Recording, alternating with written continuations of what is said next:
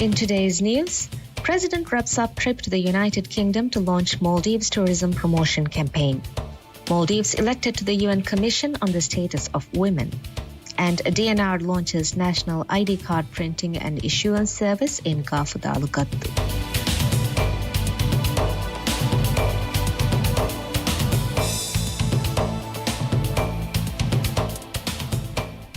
Bismillahirrahmanirrahim. Assalamu alaikum. Welcome to News. I'm Yusuf bin Mohammed.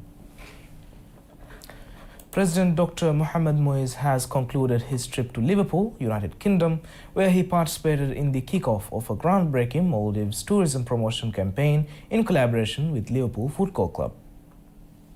This venture is part of a co-branded initiative between Liverpool FC and the Maldives Marketing and Public Relations Corporation, MMPRC, Visit Maldives. One of the key highlights of the visit was the President attending the Merseyside derby between Liverpool FC and Everton on Wednesday evening, marking the official launch of the Maldives tourism campaign. He also took time to visit the AXA Training Centre, gaining valuable insights into the footballing and coaching practices carried out there. In addition to his official engagements, President Dr. Moise met with Maldivian students residing in the UK. He reassured them of the administration's commitment to supporting students and tackling issues they face while pursuing their education abroad. On March 27th, Visit Maldives launched a high-impact outdoor campaign in the UK aimed at attracting tourists through its strategic partnership with Liverpool FC. Over the next 3 months, the campaign will feature more than 100 branded taxis in London, ads on buses, the London Underground, major airports and business class lounges, ensuring the Maldives gains maximum visibility among potential travelers. The campaign also includes LED signage at Premier League home matches, branding across Liverpool FC Stadium, exposure in the club's official booklets, and billboards across Europe, targeting high-value travelers and ensuring unmatched global exposure. The President was accompanied by Tariq Ibrahim, Minister of Tourism and Environment, Abdullah Rafiu, Minister of Sports, Fitness and Recreation, Ibrahim Shuri, Managing Director of MMPRC, and other senior government officials. The Maldives has been elected as a member of the United Nations Commission on the Status of Women, CSW. The Maldives has been elected for the 2026 to 2030 term. This is a notable achievement as this is the first time the Maldives became a member of CSW. Following this announcement, President Dr. Mohamed Moise congratulated all countries elected to the Commission today, including the Maldives. In his post on X, the President highlighted that it is a great honor for the Maldives to be elected as a member of the CSW. The President also emphasized the importance of collective partnership in addressing pressing global matters concerning women's rights and empowerment. The President highlighted the significant progress the Maldives has made in strengthening women's rights and status at both national and international levels. He also expressed interest in collaborating with the partners and providing required support to achieve an inclusive future. The Maldives has always worked towards achieving women's rights and gender equality and has made significant progress nationally and internationally. Being a member of the CSW will give the Maldives a platform to work towards achieving this more efficiently.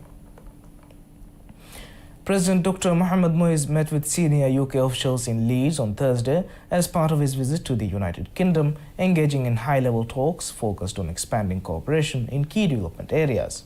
During his visit, President Dr. Mohamed Moise held discussions with Councillor Abigail Marshall-Katang, the Lord Mayor of Leeds, Tracy Brabham, Mayor of West Yorkshire, and Honourable Alex Sobel, Member of Parliament for Leeds Central and Headingley.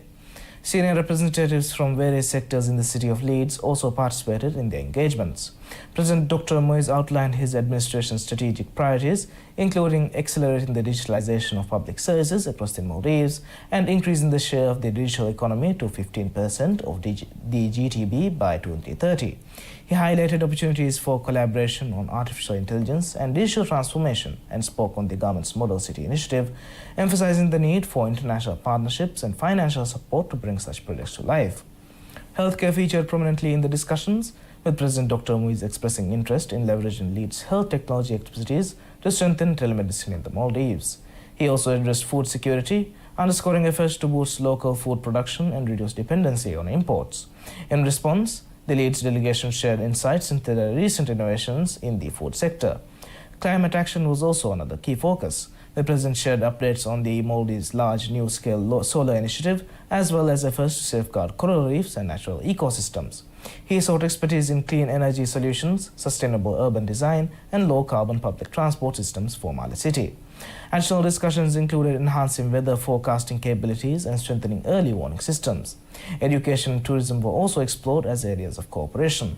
President Dr. Moise expressed interest in building academic partnerships with the University of Leeds and increasing opportunities for Maldivian students. He also noted the Maldives' recent strategic partnership with Liverpool Football Club could help elevate the country's global tourism appeal. UK officials conveyed strong interest in supporting the Maldives with shared goals such as in areas such as new renewable energy, transport, digital governance, cultural exchange, and climate finance. We'll be back after a short break.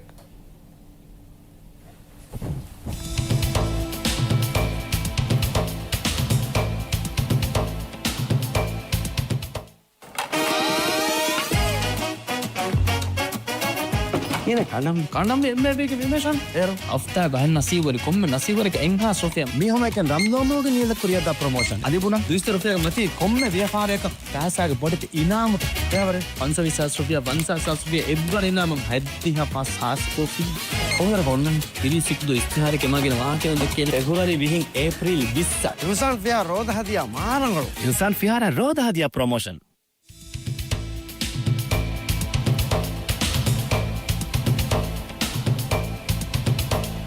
Welcome back.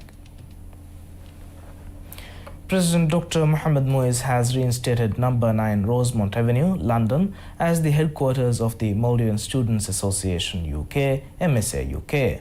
The property, which previously served as both accommodation and a community hub for Maldivian students, was repurposed for diplomatic use by the Maldivian High Commission in 2019.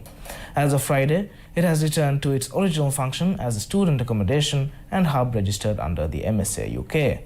This decision highlights the government's commitment to student welfare and empowering Maldivians abroad, offering students both a renewed sense of ownership and a central hub for collaboration and support. On Friday, President Dr. Moise met with Maldivian students in Leeds at a luncheon where he listened to their concerns, discussed their academic journeys, and reassured them of his administration's dedication to addressing the challenges they face. During his visit to the United Kingdom, the President also met with Maldivian students living in Liverpool. The Department of National Registration DNR has commenced ID card issuance and printing services in Gaf Dal Gaddu, making it the latest addition to the government's nationwide effort to decentralize essential services. According to the DNR, this marks the 15th time the service has been launched in islands outside Mali City. Previously, ID cards were printed in Mali and sent to the islands.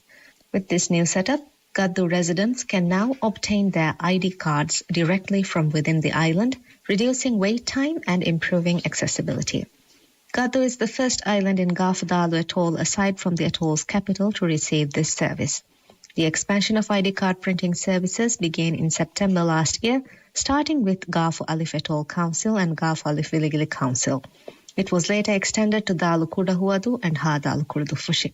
In January this year, the service was made available in Ha Alif Diddu, and in March, the DNR and Labian Atoll Council formalized an agreement to facilitate the service through the council office. This initiative is part of President Dr. Mohamed Moise's pledge to make ID card services accessible in every inhabited island or atoll capital. The Ministry of Homeland Security is working to expand the services to more areas as necessary equipment becomes available.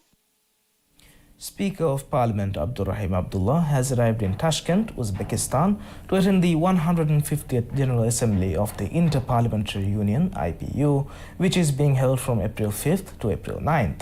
The Speaker is accompanied by a delegation of Maldivian parliamentarians, including Minority Leader and Hitadu South MP Ibrahim Nazil, Mafanno Central MP Asma Rashid, Hura MP Dr. Anara Naim, Mafanno South MP Abdullah Rifau, and Henveru South MP Hussein Imran Latif. The IPU General Assembly brings together parliamentarians from around the world to deliberate on pressing global issues. This year's general debate is being held under the theme Parliamentary Action for Social Development and Justice, providing a platform for delegates to exchange views, share experiences, and mobilize parliamentary responses on related issues. In addition to the general debate, All IPO statutory bodies will convene during the assembly. These include the Governing Council, Standing Committees, the Committee on the Human Rights of Parliamentarians, the Committee on Middle East Questions, the Forum of Women Parliamentarians, and the Forum of Young MPs. Speaker Abdur Rahim has previously represented the Maldives at several high-level IPO meetings, continuing the country's engagement with global parliamentary dialogue and cooperation. The Maldives Transport and Contracting Company, MTCC, has commenced practical work on the Kaf Guli Land Reclamation and Coastal Protection Project, fulfilling a key pledge made by President Dr. Mohamed Moise. The contract for the project, awarded to MTCC on March 20, 2023, had been delayed due to various factors, preventing the start of the reclamation work. During a recent visit to Guli, President Moise reassured the island's residents that the land reclamation would continue until the seawall was completed and the sand filling finished. This commitment was part of his campaign pledge to initiate the project. The practical work has now begun, with MTCC CEO Ahmad Saud officially launching the project. Saud explained that although the project had been handed over to MTCC at the end of the previous government's term, insufficient preparations had been made to begin the work. He noted that no arrangements had been made for budgeting or securing resources. Despite these setbacks, Saud emphasized that work had now commenced thanks to the special initiative and guidance of President Dr. Moise. He confirmed that the reclamation would be completed within 45 days, provided the weather remains favorable and there are no interruptions. Coastal protection work is expected to follow. The Guli Land Reclamation Project will see the reclamation of 10.15 hectares of land, effectively doubling the island's land area. As part of the project, 940 meters of rock revetment, 362 meters of geobag revetment, and 88 meters of groin construction will be carried out. Guli, an island struggling with severe land shortages, faces significant housing challenges. The last land distribution took place in 2003, when only 13 plots were allocated. Since then, no further land has been distributed, leaving many residents in need of housing. According to the Guli Council, between 150 and 200 people on the island are currently without their housing plots. Thank you for watching MM News. I'm Yusuf bin Mohammed, and have a great day.